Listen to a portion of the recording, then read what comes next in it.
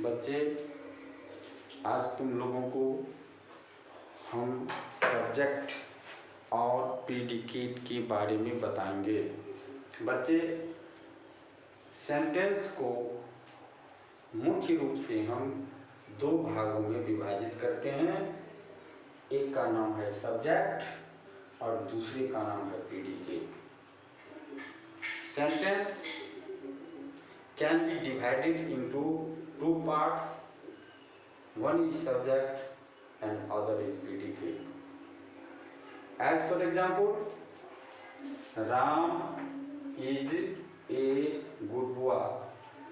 Ram is a good boy is a sentence, and this sentence is classified into two parts.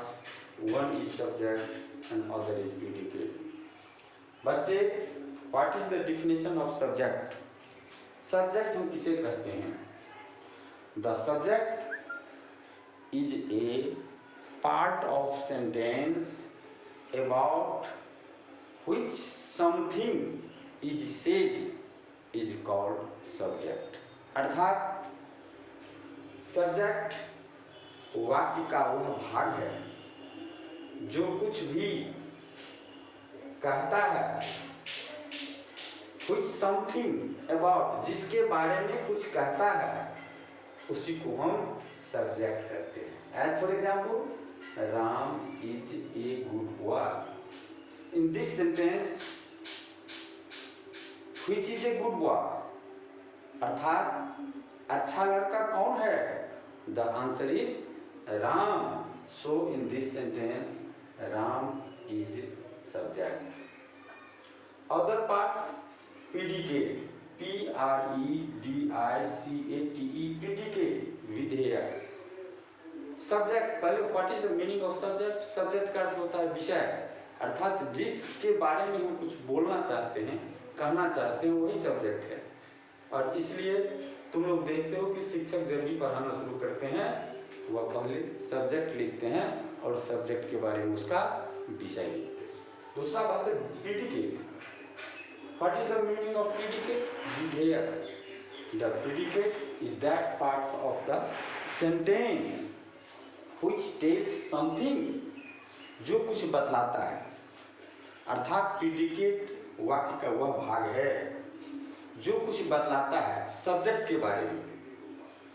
हम does he से something about a sentence, about a subject.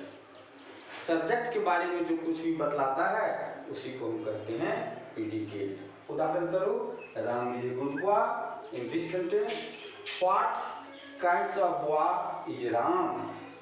The answer is Ram is a boy, is a good boy, अर्थात is a good boy. यह predicate है। बच्चे, यहाँ पर थोड़ा सा हम तुमको बताना चाह रहे हैं कि हम सब्जेक्ट का स्ट्रक्चर देखते हैं सेंटेंस का, तो subject plus verb plus object या कॉम्प्लीमेंट दोनों चीज आता है। बच्चे, यहाँ पर हम तुमको यह बताना चाहते हैं कि प्रीडिकेट के अंतर्गत, विधेयक के अंतर्गत ऑब्जेक्ट भी आता है। अब नेक्स्ट चैप्टर हम पढ़ाएंगे क्वेश्चन टैग्स। अब क्वेश्चन टैग्स यह क्या है? यह एक नया टॉपिक है।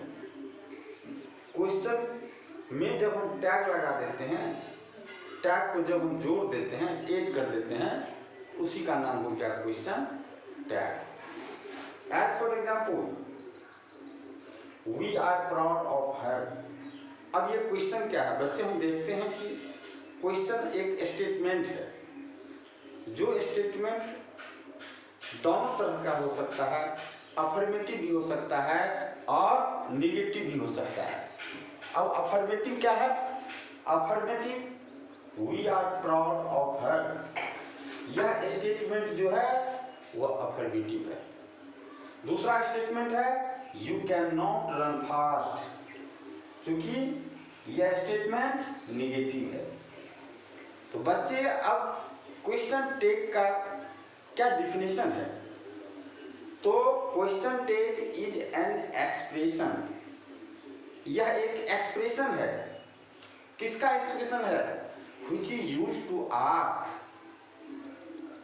क्या चीज, deduction and thought of listeners, अर्थात जिसके सामने में कुछ पूछा जाता है, कुछ स्टेटमेंट दिया जाता है और उस स्टेटमेंट का जो वह जवाब देता है, अपने विचार का जो वह सहमत और असहमत देता है, उसी का नाम है क्वेश्चन टैग। उदाहरण स्वरूप तुम किसी से पूछते हो कि आम बहुत मीठा है ना, तो सुनने वाले तुमको जवाब देना ही पड़ेगा कि मीठा है या नहीं है। तो वह क्या कहेगा, तुम पूछोगे मीठा आम है ना, है ना जो हो गया वही क्वेश्चन का टैग हो गया। अब बच्चे इंग्लिश में आओ, यह हम बताएं कि स्टेटमेंट दो प्रकार का होता है, एक अफर्मेटिव और दूसरा नेगेटिव। बच्चे क्वेश्चन यदि अफर्मेटिव में आता है तो टैग नेगेटिव बनता है, और स्टेटमेंट अगर नेगेटिव रहता है तो क्वेश्चन अफर्मेटिव में बनता है, अर्थात अपोजिट होता है। उदाहरण स्वरूप देखो, सीता इज स्टूपिड,